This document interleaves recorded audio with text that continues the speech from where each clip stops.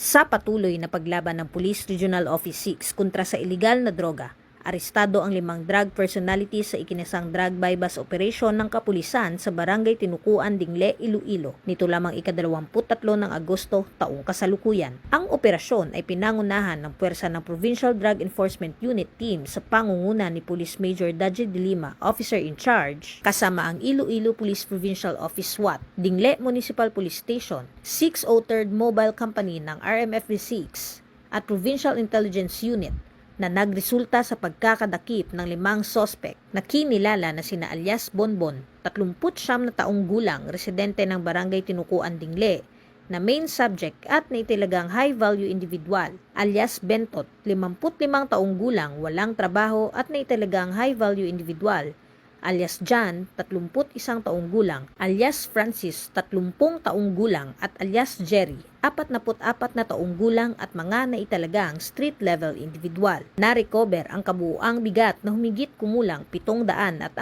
gramo ng ilegal na droga na may estimated standard drug price na 5,032,000 piso, isang long barrel homemade 12-gauge shotgun, isang homemade AR-15 9mm rifle, isang suspected airsoft rifle, isang grenade hand fragmentation high explosive M67 at iba pang non-drug items. Kasalukuyang nasa kustodiya na ng pulisya ang mga naarestong sospek para sa tamang disposisyon at haharap sa kasong paglabag sa RA 9165